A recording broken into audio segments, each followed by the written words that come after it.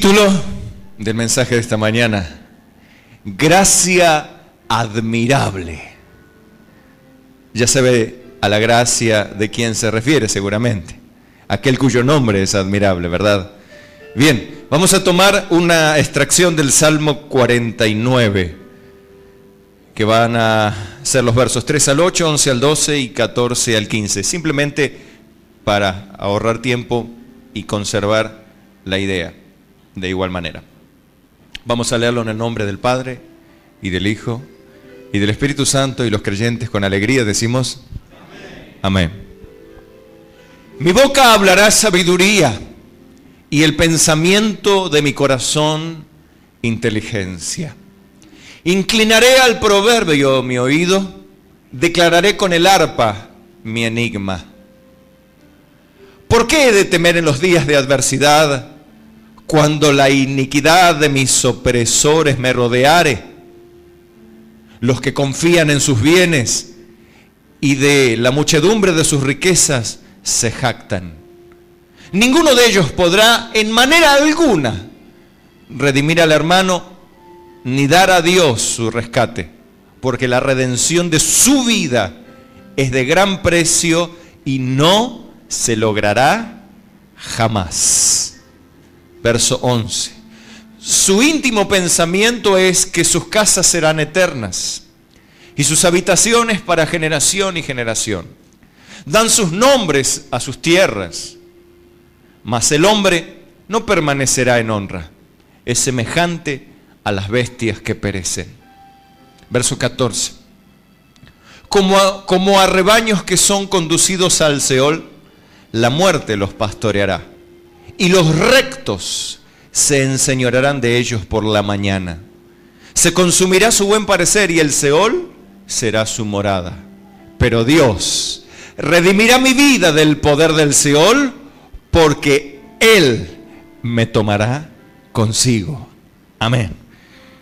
Oramos. Padre nuestro que estás en los cielos, en esta mañana, Señor, te pido que tu palabra vuelva a ser como fuego sobre cada uno de nuestros corazones. Purifícanos con ella, Señor. Santifica nuestros pensamientos. Santifica nuestras obras, nuestros hechos. Envía tu palabra, que es como martillo, que quebrante nuestras durezas. Señor, que rompa con nuestra obstinación quizá, o lo que fuere, Padre, que tuvieres mal en nosotros.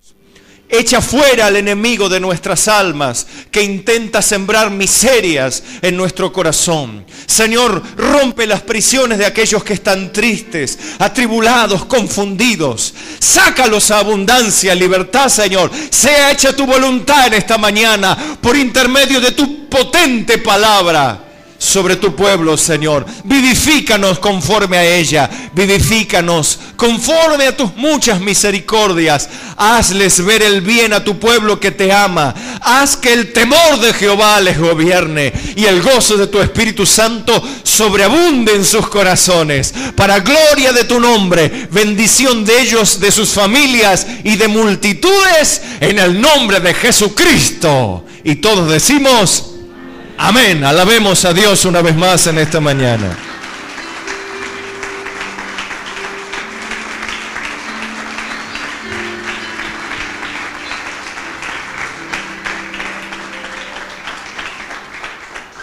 Tome asiento, amado hermano, por favor.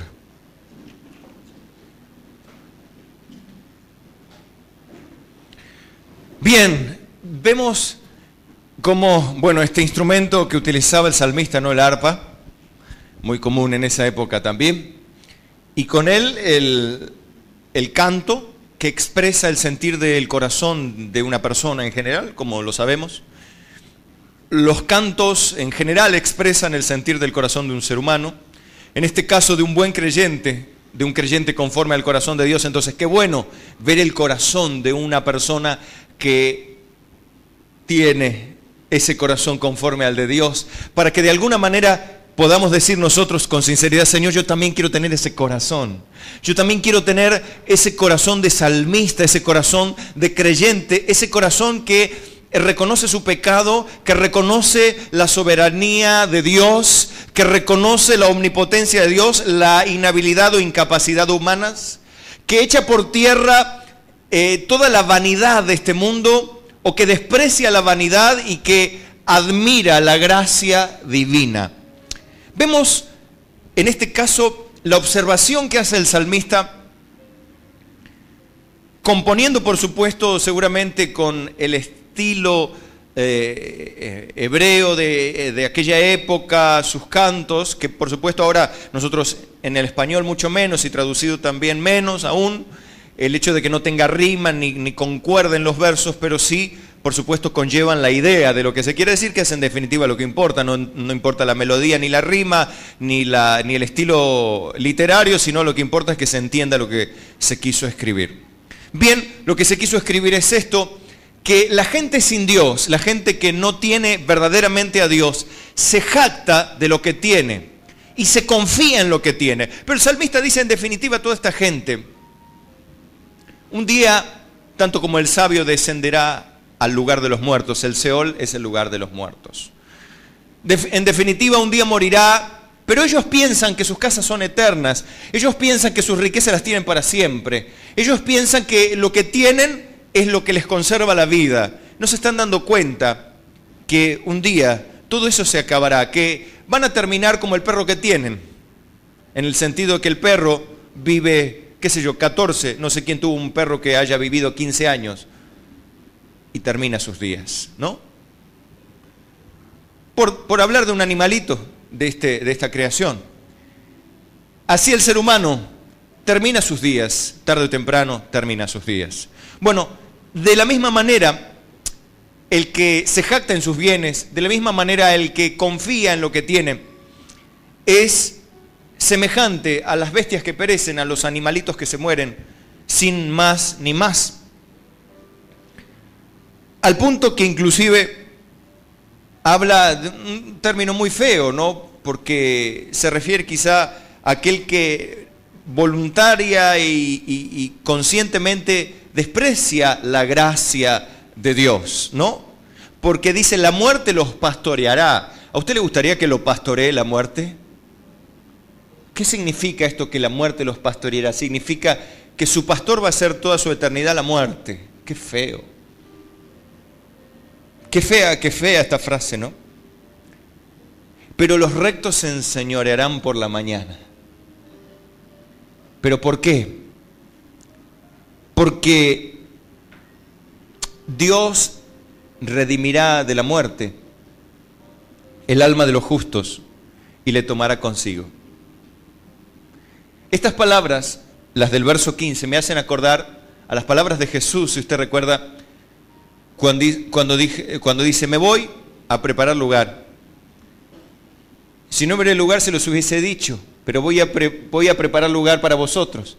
Y vendré y os tomaré a mí mismo, para que donde yo estoy, vosotros también estáis. Qué espectaculares.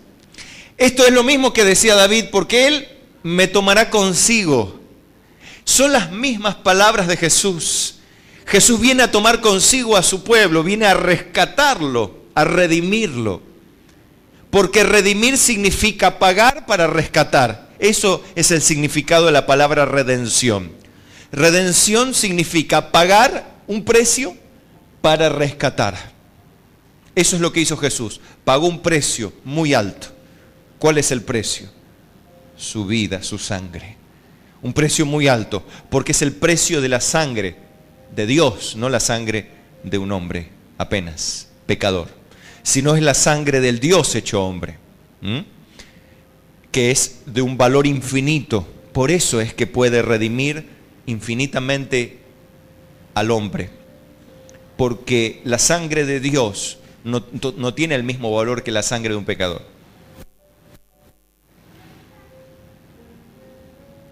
Él pagó con su propia sangre. Significa que, si dice propia sangre, ¿qué quiere decir?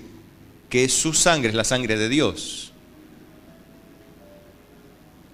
Y ese tiene un precio muy alto. Y el salmista, profetizando esto, y hablando de las personas que piensan que pueden salvarse a sí mismas, o personas que pueden conservar su vida y su religión y su cristianismo a su medida pueden de alguna manera salvarse, dice la Biblia en el verso número 7, dice: ninguno de ellos podrá en manera alguna redimir al hermano, ni dar a Dios su rescate, porque la redención de su vida es de gran precio y no se logrará jamás.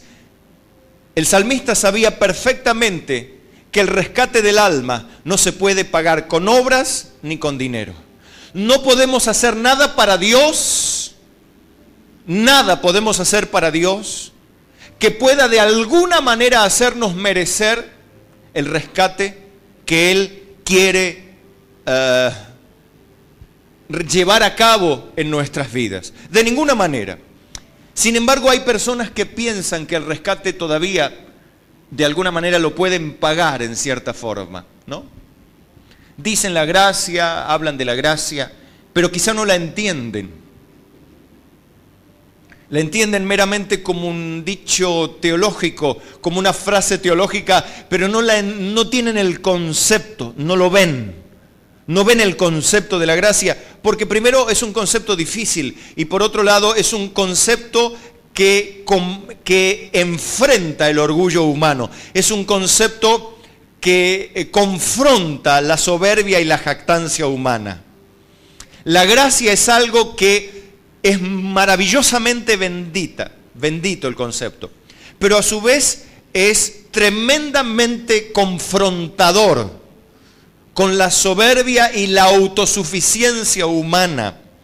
La autosuficiencia humana lleva al hombre a creerse merecedor de algo, a creerse en alguna medida un acreedor de Dios, como que Dios a mí me tiene que dar, como que Dios a mí me tiene que hacer. Y cuando Dios no hace o Dios no actúa, nos enojamos, nos ponemos mal. Y eso a muchas personas les pasa, porque no han comprendido el concepto de la gracia. Fíjese cómo vino la gracia. Juan 1:9, hablando de Jesús. Aquella luz verdadera que alumbra a todo hombre venía a este mundo. En el mundo estaba y el mundo por él fue hecho, pero el mundo no le conoció. El mundo no le conoció a su creador, o no le quiso conocer más bien. Verso 11, a los suyos vino y los suyos no le recibieron. Ahí se aclara que el no le conocieron en realidad es no le quisieron conocer porque no le quisieron recibir. No es porque no pudieron conocerle, sino porque se negaron a recibirle para conocerle. Más, esta es la parte linda, a todos los que le recibieron, a los que creen en su nombre, les dio potestad de ser hechos hijos de Dios. O sea, a todos los que abrieron su corazón para entenderlo a Jesús como el dador de la vida, como el dador de todo lo bueno, como el sustentador y creador de todo lo que tenemos y somos. A los que de alguna manera atribuyeron a Jesucristo toda la gloria, todo el crédito, todo el poder, a esa gente se les dio, no se les pagó, se les dio la autoridad, la potestad de ser hechos, cosa que no eran, hijos de Dios. Y aquí viene la aclaración. Los cuales no son engendrados de sangre, ni de voluntad de carne, ni de voluntad de varón, sino de Dios.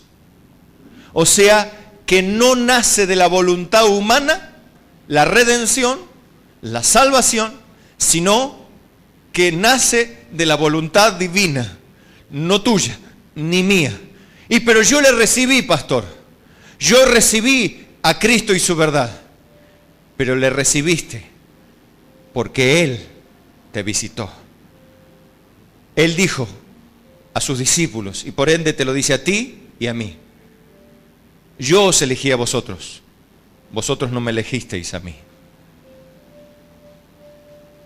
Como diciendo, ustedes no me vinieron a buscar a mí, yo los vine a buscar a ustedes. Que quede claro eso. O sea que si están conmigo no es porque ustedes hicieron la oración de fe, me recibieron, se bautizaron, hicieron buenas obras, sino porque yo los llamé y ustedes aceptaron mi llamamiento.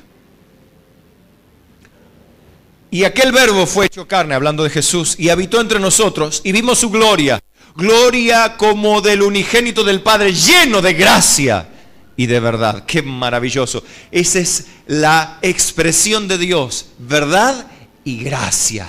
La verdad que revela, por supuesto, la mentira.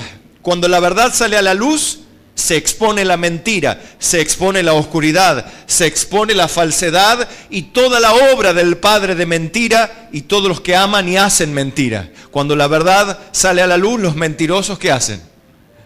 Se enojan, patean, ofenden, o salen corriendo o huyen. Cualquiera de estas cosas hacen. Amén. Cuando son mentirosos dicen amén. La Biblia dice, sea Dios veraz y todo hombre. Cuando son mentirosos, entonces, amén. Estamos repitiendo lo que dice la Biblia.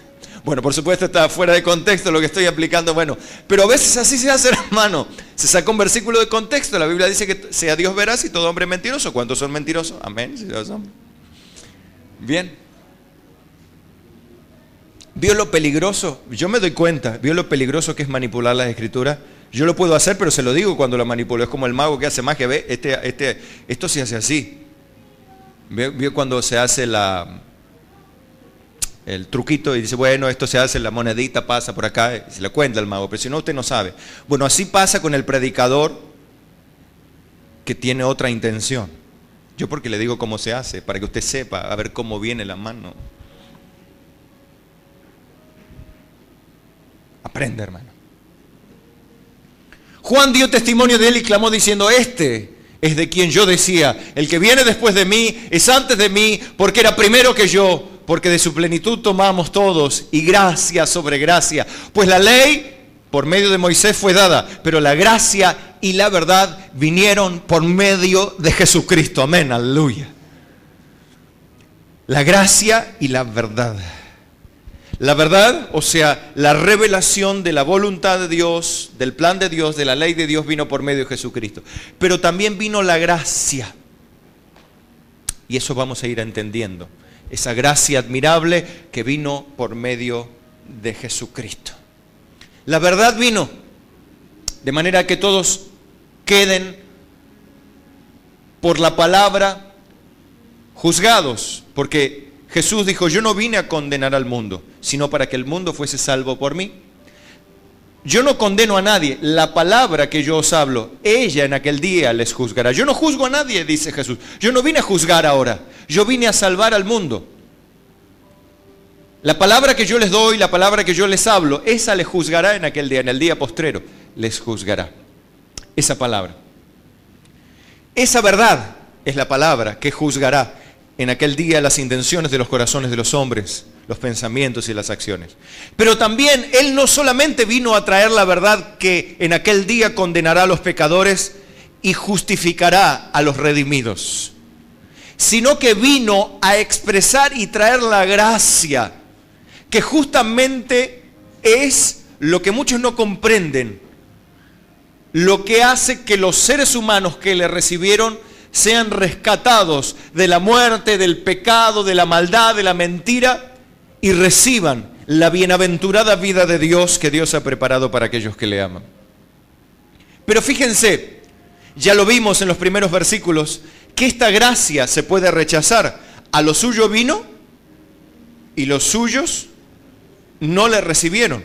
Mas a los que le recibieron, esto es, a los que creen en su nombre, les dio... ¿Cómo me gusta eso, no? Qué lindo, ¿no? Les dio potestad de ser hechos hijos de Dios. Se le dio la autoridad. Se le dio la autoridad de ser hecho hijo de Dios. ¡Qué bendición! Pero así se rechaza la gracia. Miren, Jeremías 18:5. Jeremías era un profeta de Dios. Entonces, Vamos a leer 18, versos 5 al 9 y el 12. Entonces vino a mí palabra de Jehová diciendo, ¿no podré yo hacer de vosotros como este alfarero, oh casa de Israel? Dice Jehová. ¿Recuerdan la historia del alfarero que el alfarero estaba haciendo una vasija y se le descompuso? No se formó como quería, entonces el alfarero paró la máquina, ¿no es cierto?, en la rueda donde él estaba trabajando, desmenuzó la vasija y la volvió a hacer según mejor le parecía para que quede más linda. ¿Recuerdan la historia? Que el Señor le dice, Jeremías, ve a la casa del alfarero y allí te haré oír mis palabras. Bueno, pasa eso. Jeremías ve toda esa escena y ahora en el verso 5 viene a mí palabra de Jehová, ya estando en la casa del alfarero, y dice, ¿no podré hacer yo con vosotros, oh casa, con vosotros como este alfarero, oh casa de Israel? Dice Jehová. He aquí que como el barro en la mano del alfarero, así sois vosotros en mi mano, oh casa de Israel. Esto es una manifestación de la gracia. O sea, tu vida no sirve, pero yo me encargo de desmenuzarla y volverla a hacer simplemente como hace el alfarero. Yo te puedo dar una nueva vida, yo puedo formarte de nuevo, yo puedo empezar de nuevo contigo, si querés. Pero pastor, pero Dios, ya conmigo no hay remedio, conmigo ya no hay nada que hacer. Pero hijo mío, no puedo hacer yo contigo como hace el alfarero con la vasija que se le echó a perder en su mano. ¿No podría yo hacer contigo así, hijo mío?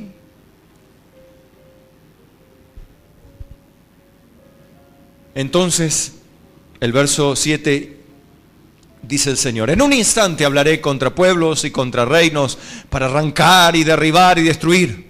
Pero si esos pueblos se convirtieren de su maldad contra la cual hablé, yo me arrepentiré del mal que había pensado hacerles. Dios habla juicio, ¿no? Pero Él puso también, en un instante dijo, hablaré de la gente y del reino para edificar y para plantar. O sea, en un instante yo puedo comenzar de nuevo contigo la obra. Puedo hacerte de nuevo. Edificarte, plantarte y hacerte crecer y fructificar. ¿Qué dijo el pueblo de Israel? Es en vano. Porque en pos de nuestros ídolos iremos y haremos cada uno el pensamiento de nuestro malvado corazón. Qué desgraciado, ¿no? Eso es ya un desgraciado. ¿Por qué? Porque desecha la gracia. ¿Entiende? Eso es ser un desgraciado.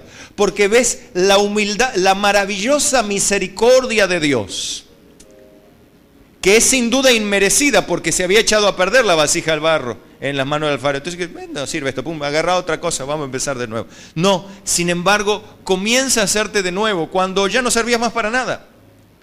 No sirviendo más para nada tu vida, Dios puede hacerlo de nuevo. Sin embargo, muchos dicen, en pos de lo que a nosotros nos parece, iremos. Haremos las cosas como a nosotros nos parece. Es en vano que hables, es en vano, pastor, que nos prediques, es en vano que trates de convencerme. En pos de nuestro Cristo, en pos de nuestro Evangelio, en pos de nuestro Jesús iremos. Eso es lo que podemos decir hoy. En pos, por supuesto, uno no dice voy en pos de mi malvado corazón. ¿Esto qué significa? Esto revela en realidad el malvado corazón de aquellos obstinados hombres que pensaban que, como dice la Biblia, ¿no?, hay camino que al hombre le parece derecho, pero su fin es camino de muerte. O sea, al hombre que su camino le parece derecho, es el hombre que por supuesto no lo dice con su boca, pero dice, iré en pos de mi malvado corazón. Eso es lo que es, así se rechaza la gracia. Mateo 15:7, una manera de rechazar la gracia es también ser un hipócrita. Jesús dijo, hipócritas, bien profetizó de vosotros Isaías cuando dijo, este pueblo de labios me honra, mas su corazón está lejos de mí, pues en vano me honran enseñando como doctrinas mandamientos de hombres. Fíjese que ellos armaban, acá le estaba dando con todos los fariseos, ¿recuerdan? Los fariseos armaban todo un sistema religioso y añadiendo costumbres, mandamientos de hombres, que en definitiva no estarían mal si no fuesen en contra de la ley de Dios, como toda tradición, como toda doctrina, enseñanza, como toda mandamiento o sistema organizacional, como todo, leyes, estatutos, ordenanzas que se puedan hacer dentro de una congregación, o las mismas tradiciones que pueda haber dentro de una congregación, si no contradicen la palabra de Dios, no serían pecado. No hay en ello pecado, porque Jesús mismo siguió tradiciones. No son malas las tradiciones. El problema es que cuando las tradiciones van en contra de la palabra de Dios, ahí sí está mal. Cuando las tradiciones son neutras o favorecen el cumplimiento de la palabra de Dios, debemos participar de esas tradiciones. Lo hacía Pablo: a los judíos se hacía judío, a los gentiles se hacía gentil.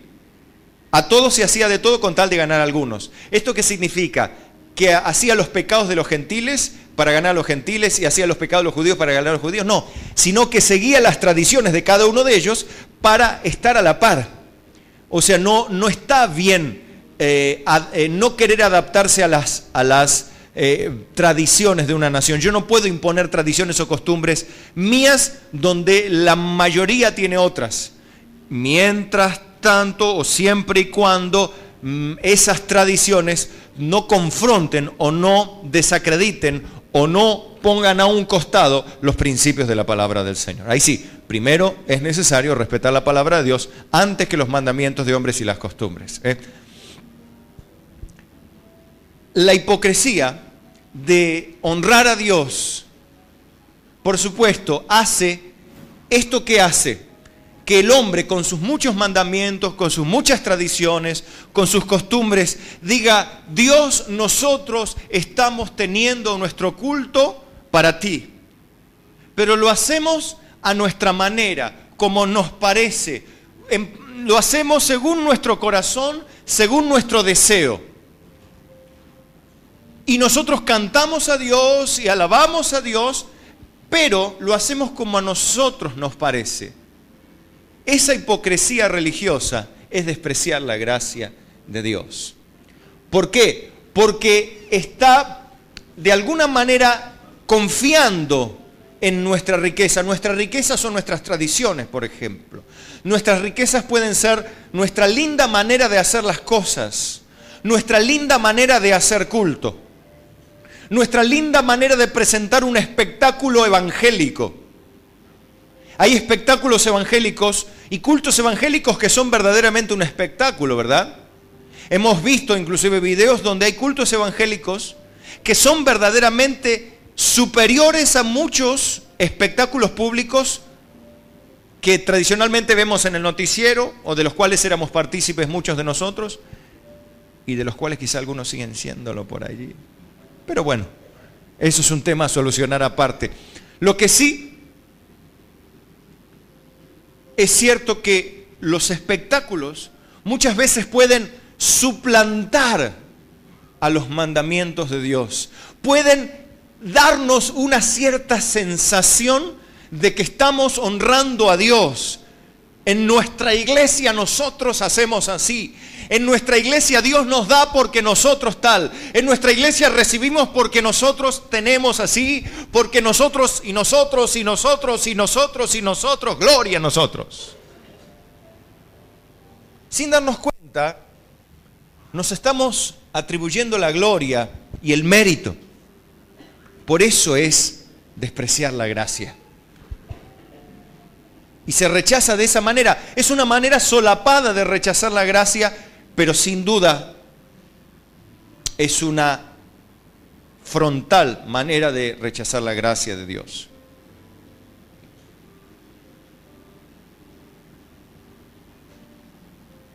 Primera de Corintios 15:1 habla justamente de este tema.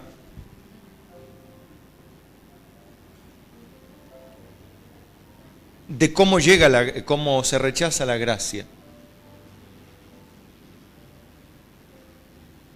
Y cómo puede darse esta apariencia. Ahora lo vamos a entender. Además os declaro, hermanos, el evangelio que os he predicado, el cual también recibisteis, en el cual también perseveráis. Está hablando positivamente Pablo de la iglesia de Corinto.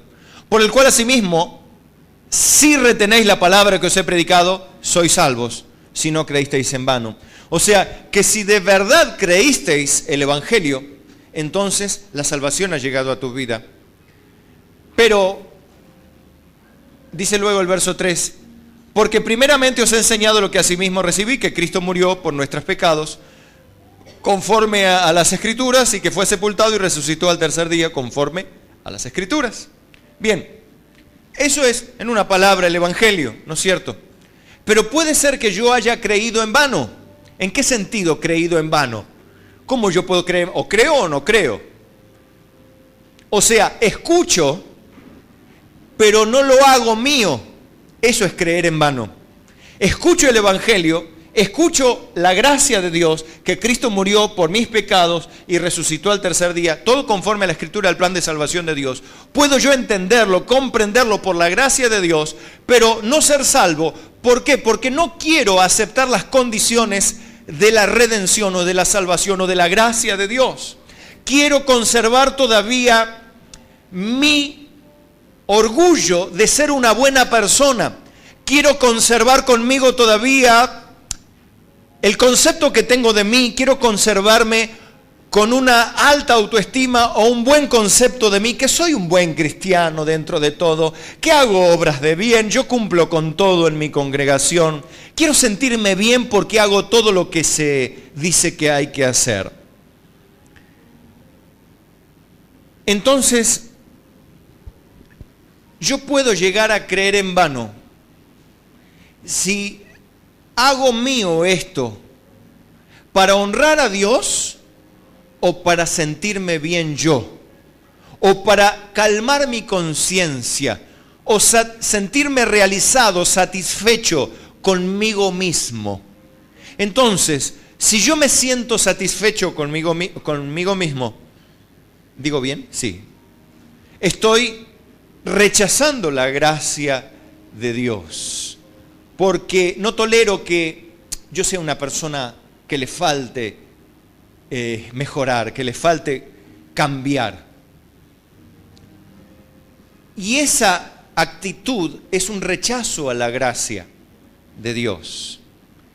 Es simplemente añadirme a la vida social de la iglesia, donde hay mucha gente que se añade a la vida social de la iglesia y hace sus cosas y trae sus diezmos y hace sus ofrendas y se arrodilla delante del altar y también se bautiza y cumple con todo, pero en lo profundo de su corazón lo hace simplemente por cumplir, por sentirse satisfecho consigo mismo. Y bueno, yo ya me bauticé, ya hice la oración de fe, ya nunca le falto a Dios un diezmo, siempre ofrendo algo por lo menos. Cuando hay que hacer una ayudita a las misiones la hago, cuando hay que dar una manito la doy. Estoy bastante bien, diría un buen cristiano. Entonces eso comienza a convertirse en una razón para glorificarme, para sentirme completo, satisfecho. Diciendo, yo en realidad ya no estoy necesitando tanto la gracia de Dios. Hay gente que está muy necesitada de Dios, realmente. Sí, hay gente pobre. Pobre gente que no ora, no ayuda en la iglesia, no diezma, no ofrenda. Pobre gente porque se va al infierno. Necesita mucho de Dios. Y sin darme cuenta estoy diciendo, yo ya no necesito tanto de Dios, porque yo hago esto, hago lo otro, hago aquí, hago allá. Estoy bastante bien. Gracias a Dios, ¿no? Pero me siento bien conmigo mismo. Eso es rechazar la gracia de Dios. Finalmente, para cerrar el concepto,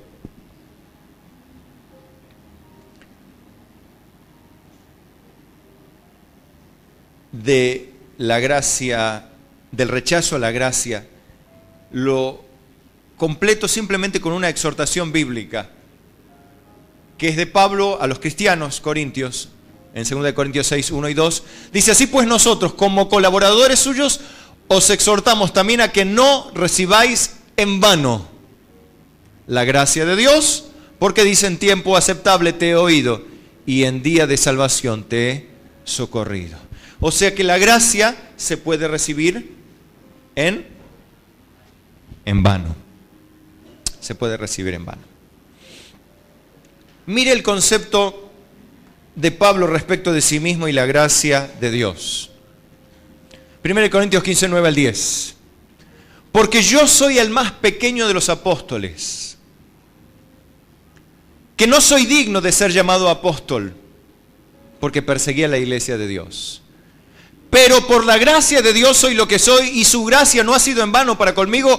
Antes he trabajado más que todos ellos, pero no yo, sino la gracia de Dios conmigo. Fíjese qué tremendo ejemplo y qué cosa más bonita, más clara de lo que significa la posición ante la gracia de Dios de un apóstol. Dice, yo soy apóstol, sí, pero en realidad soy el más pequeño porque en realidad yo no merecía, no soy digno de ser llamado apóstol porque hice mucho mal, perseguí a la iglesia de Dios.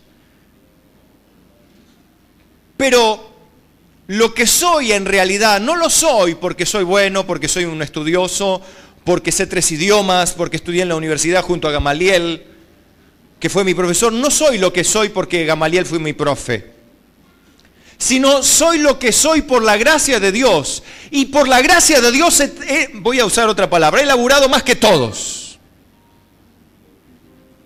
Pero en realidad no yo, sino la gracia de Dios conmigo, decía Pablo. O sea que la gracia de Dios lo llevaba a Pablo a reconocer que él en realidad no merecía nada, que no era digno, pero trabajaba un montón. ¿Por qué?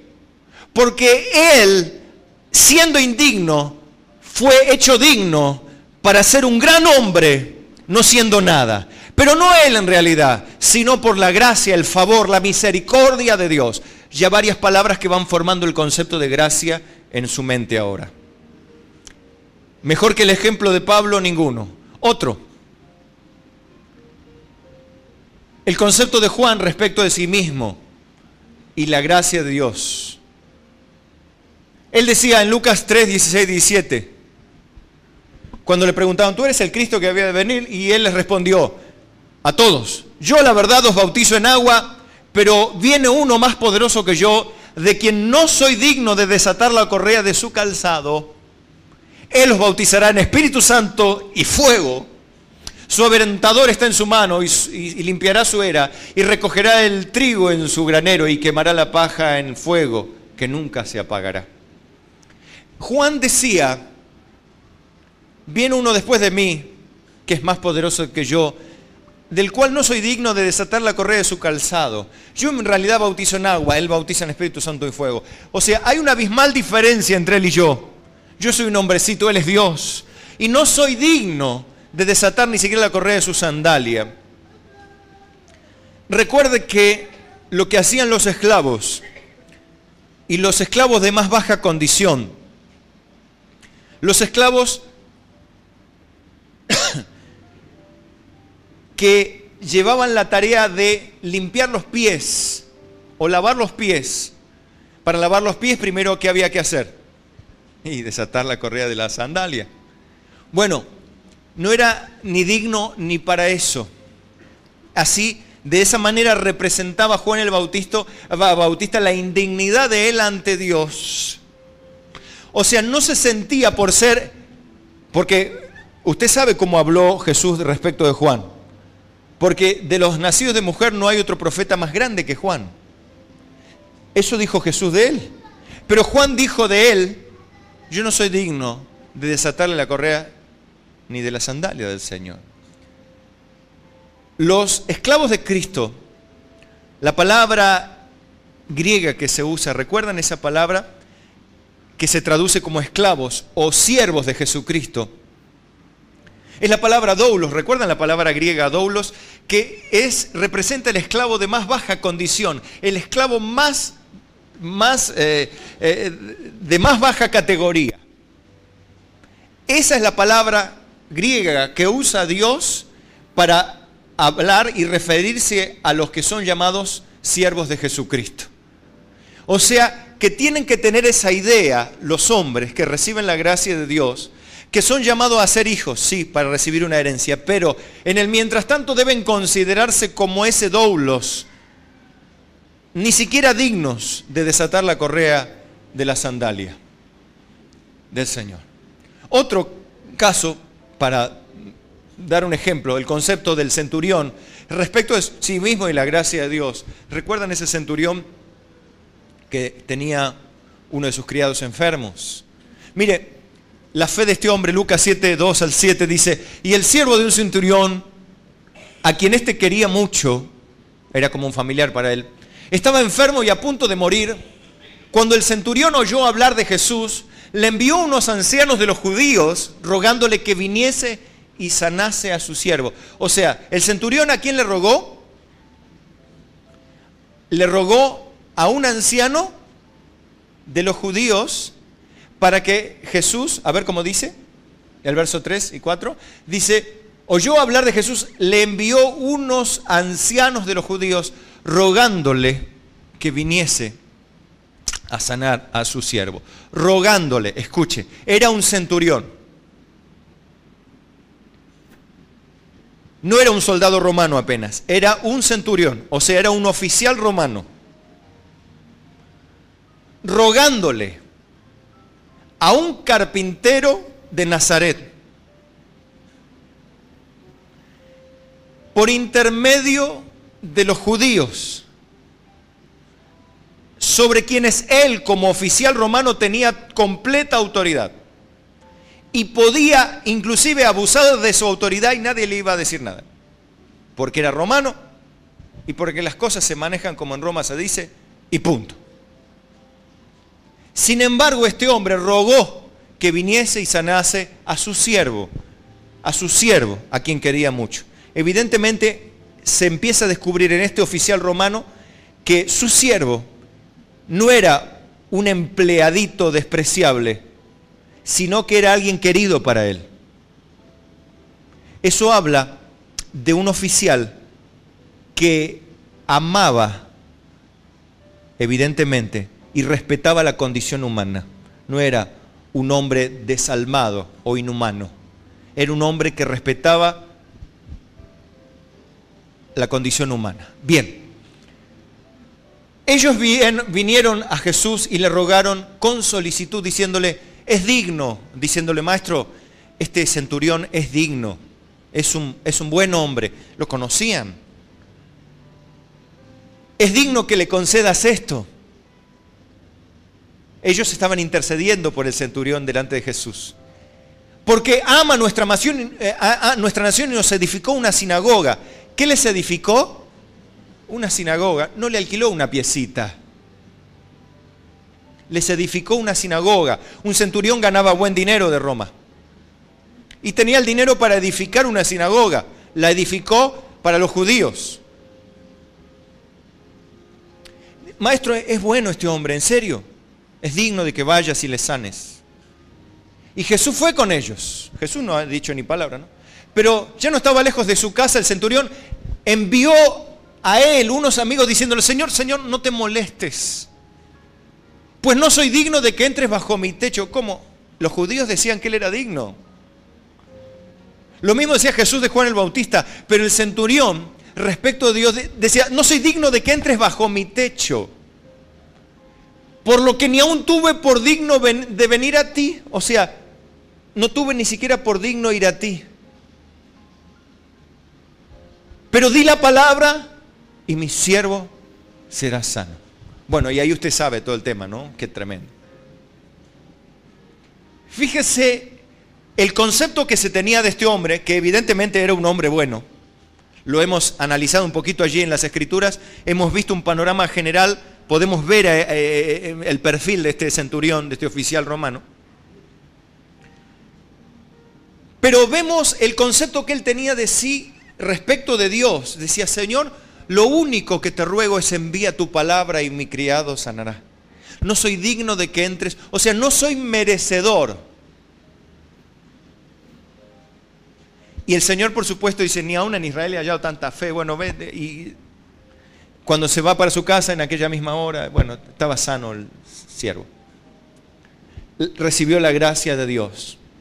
Pero vea, mi querido y amado hermano, cómo esta maravillosa expresión de la indignidad, de el conocer quién era Jesús y no sentirse merecedor, ni aún teniendo la posición, la riqueza, el dinero, la autoridad civil, política, teniendo un lugar de prestigio en la sociedad en que vivía. Digamos, este hombre hacía así y tenías que venir.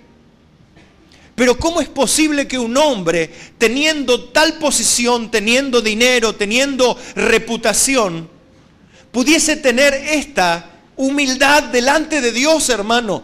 Eso es reconocer la gracia de Dios. Hermano, y a veces nosotros nos encontramos con un cristianismo omnipotente, un cristianismo orgulloso, un cristianismo cargado de demandas a Dios, diciéndole: Dios, tenés que hacer esto, tenés que hacer lo otro. Y cuando Dios no hace, cuando Dios no me da, cuando Dios no me responde, cuando Dios se le ocurre hacer otra cosa, protestamos, le echamos la culpa al hermano, al pastor, a fulano, a mengano, al diablo, le echamos la culpa a todo, nos enojamos contra todo, no voy más, no hago más, no quiero más, no ayudo más.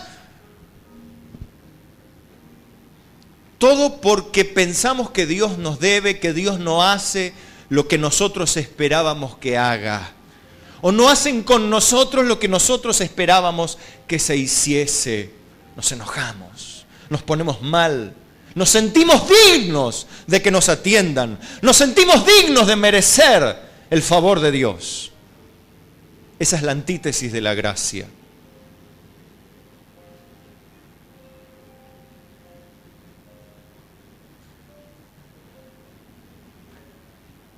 Pero en Dios no hay diferencias. Ni los que tienen plata, ni los que no tienen. 1 Corintios 8:8 dice, refiriendo a un tema ahí de las ofrendas sacrificadas a los ídolos, o no, o a Dios, lo que sea, no importa. Si bien la vianda no nos hace más aceptos ante Dios, porque ni porque comamos seremos más, ni porque no comamos seremos menos. O sea, el hecho de sacrificar a Dios cosas no te hace más ni menos delante de Dios. Está establecido ahí. Recuerda el tema de la circuncisión también. Ni la circuncisión vale algo, ni la incircuncisión vale algo, sino una nueva creación y la fe que obra por amor. Eso en realidad es lo que vale, porque lo hecho, lo externo, lo que tenemos, lo que somos no vale. Las obras no valen, no nos hace diferentes.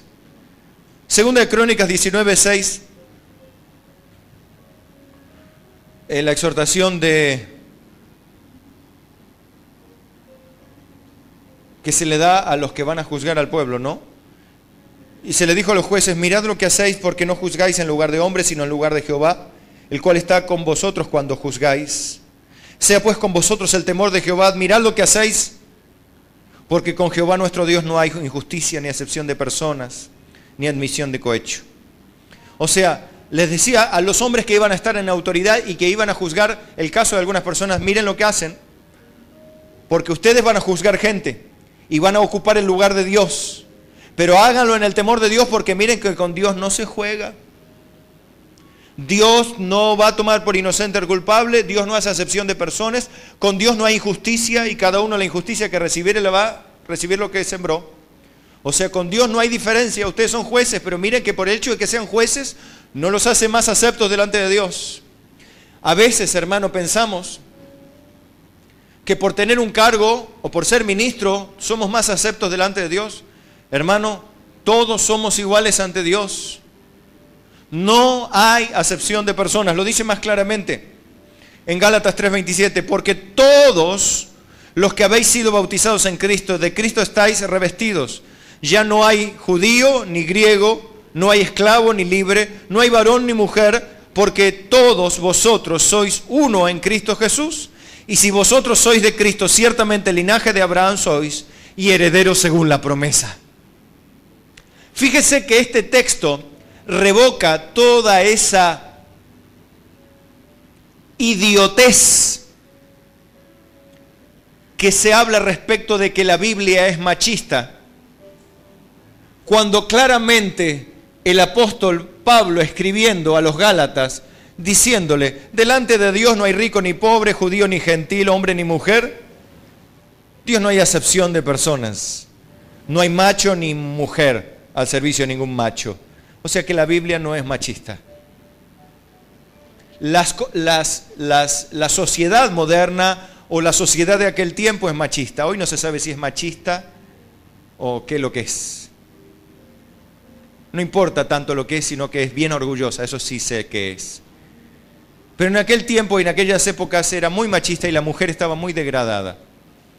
No para Pablo, no para Jesús, no para los cristianos. Así que es toda tontería todo lo que se puede hablar respecto a la Biblia en ese sentido. Entonces, en vista de esta igualdad de todos los hombres, en vista de los ejemplos que hemos visto de Pablo, del centurión, ¿recuerda? ¿De quién más vimos? De Juan el Bautista. 3 ejemplos de el concepto de uno mismo y la gracia de Dios. En el Salmo 50, en el verso 8, Dios le habla al pueblo que le honra, que le sirve, que sacrifica para Él. Dios dice, manda en su palabra, sacrifica alabanza a Dios, paga tus votos. La Biblia dice, si alguno me sirviere, mi Padre le honrará. Y donde yo estuviere, allí estará mi servidor. Servir, seguir, honrar, sacrificar, son cosas que tenemos que hacer para Dios. Dios quiere, porque eso muestra nuestra fe y nuestra aceptación de su gracia. El mejor ejemplo es el de Pablo. Pablo dice, yo trabajo, yo no soy digno, soy el más pequeño de todos, soy apóstol, soy el más pequeño de todos, pues no soy digno. Pero sin embargo trabajé más que todos, me esfuerzo más que todos. ¿Por qué? Porque Pablo entendía la gracia comporta la misericordia, el favor de Dios, inmerecido absolutamente, el regalo, el don. Eso comporta la gracia de Dios, el concepto de la gracia de Dios. Y Dios dice, no te reprenderé por tus sacrificios ni por tus holocaustos que están continuamente delante de mí. O sea, no te voy a reprender por todo lo que cumplís con lo que tenés que cumplir. Pero sabe algo, dice Dios. O sea, Dios dice, está bien que cumplan con todo lo que hacen siempre, cúmplanlo. Pero tengan en claro esto, dice Dios en el Salmo 50. No tomaré de tu casa becerros ni machos cabríos de tus apriscos, porque mía es toda la bestia del bosque y los millares de animales en los collados. Conozco a todas las aves de los montes y todo lo que se mueve en los campos me pertenece, dice Dios. O sea, ojo al piojo con eso. Ojo que todo lo que me puedas ofrecer es mío, tenedlo en cuenta. Podría decir, ay, pero yo no tengo vacas ni aves. Bueno, tu casa, tu dinero, tu sueldo, tu trabajo, tu cuenta en el banco, tus bienes, tu jubilación, tu pensión, todo lo que ahorraste en tu vida, todas tus obras, tu sangre, tu cuerpo, me pertenece, dice Dios. Así que cuidado con lo que vas a decir, dice Dios. Si yo tuviese hambre, no te lo diría a ti, porque mío es el mundo y su plenitud. ¿He de comer yo carne de toros o de beber sangre de machos cabríos? Sacrifica a Dios alabanza y paga tus votos al Altísimo. E invócame en el día de la angustia, te libraré y tú me honrarás. Significa que queden claro que lo que tenés y lo que haces me pertenece. Hacé lo que tenés que hacer, pero sabelo que no eres digno. Ten en claro que no sos digno. Que te quede bien claro que es pura gracia de Dios y solo gracia y nada más que mi gracia lo que te ha alcanzado. Entonces cierro este mensaje con los escritos de Pablo a los Efesios para que quede bien claro esto. En Efesios 1, 3 al 13. Lea conmigo. Y fíjese Pablo con qué entusiasmo escribe esto. Léalo conmigo. Dice, bendito sea el Dios y Padre de nuestro Señor Jesucristo, que nos bendijo con toda bendición espiritual en los lugares celestiales en Cristo, según nos escogió en Él antes de la fundación del mundo, para que fuésemos santos y sin mancha delante de Él. En amor, habiéndonos predestinado para ser adoptados hijos suyos por medio de Jesucristo. Escuchen esto. Según el puro afecto de su voluntad, para alabanza de la gloria de su gracia, con la cual nos hizo aceptos en el amado. ¿Lo está entendiendo, no? Amén. O sea, hasta ahora va todo de parte de Él. Todo de parte de Él. Seguimos. En quien tenemos redención o rescate por su sangre, el perdón de pecados, según la riqueza de su gracia, que nos hizo sobreabundar para con nosotros en toda sabiduría e inteligencia. Eso comporta la gracia, dones de sabiduría, inteligencia, comprensión, revelación de su voluntad, para que sepas cuál es la voluntad de Dios agradable y perfecta. Por eso hay como 20 o 30 veces que dice en la Biblia: andad como es digno del Evangelio, andad como es digno de vuestra vocación con la cual fuiste llamados, vayan, compórtense como es digno de hijos de Dios, compórtense como es digno. Una y otra vez dice así. Pero sepan, compórtense como es digno, pero no son dignos, sépanlo, dice Dios. Sigue el verso 9, dándonos a conocer el misterio de su voluntad. ¿Pero por qué?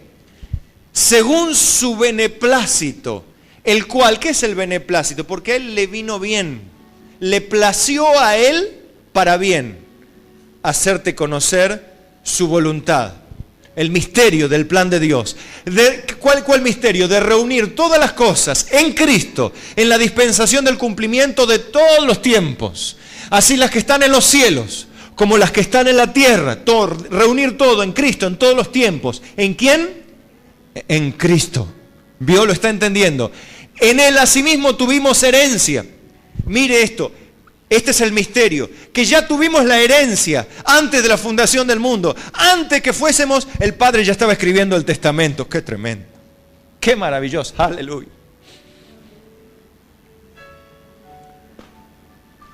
En Él asimismo tuvimos herencia, dice el verso 11.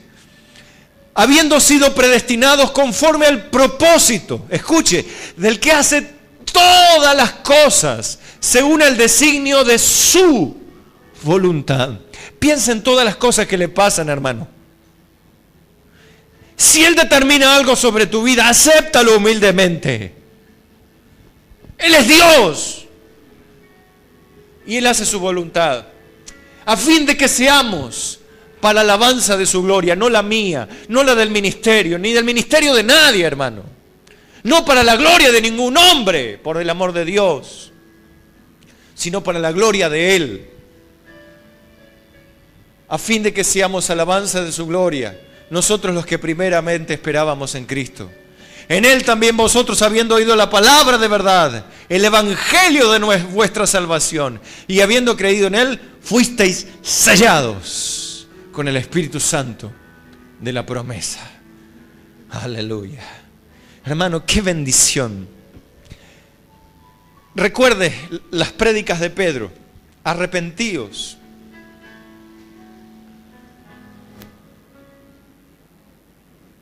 Por la sangre de Jesús serán perdonados sus pecados y recibiréis el don del Espíritu Santo. El don es un regalo. No es porque te portás bien. Es un don. Todo lo que tengas, todo lo que sos, lo que recibiste, es pura gracia y es admirable esa gracia. Porque siendo indignos totalmente, Él, antes de la fundación del mundo, sabiendo que habríamos de ser indignos, ya hizo el testamento para nosotros. ¿Quién podría pensarlo, no? Vos ponete, yo voy a hacer mi testamento ya para mi hijo que voy a tener, pero sé que mi hijo me va a traicionar. Pero igual voy a hacer mi testamento y le voy a dejar todo lo mío. ¿Lo harías? Dios sí, porque Dios sabe todas las cosas y porque además Él sobreabunda en riquezas de gracia. sobreabunda en favor y en misericordia. Yo le dejo aquí, después le saca fotocopia. Todo un estudio teológico sobre la gracia. Esto se lo dejo a usted. Para los que son palabras muy difíciles, le va a costar entender quizá, y va a tener que estudiar un poquito, pero ahí se lo dejo también. Le saca fotocopia al que quiere. Pero cierro el mensaje por aquí, porque quiero que entienda, hermano, que Dios no necesita de nosotros. Nosotros necesitamos de Él. Siempre. Todo el tiempo.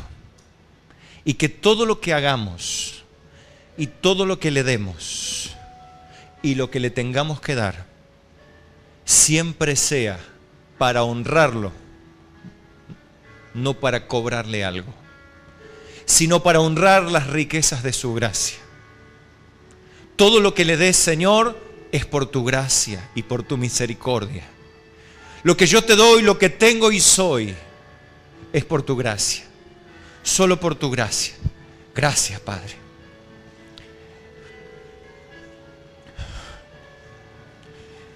Gracias, Padre. Diga conmigo, iglesia, cierre sus ojos. Señor, te doy gracias por el infinito favor que me has concedido de conocerte, de poder amarte y de poder servirte. Gracias, Señor, porque no era digno y porque no sigo siendo especial, pero me has concedido la potestad de ser hecho hijo de Dios y heredero como hijo de Abraham por la fe, solo por tu gracia y por tu misericordia. Gracias, Señor. Gracias. Siempre te daré gracias, siempre te serviré, porque tu gracia ha sido infinita para conmigo. En el nombre de Jesús, en tus manos encomiendo mi vida, mis obras. Amén y amén.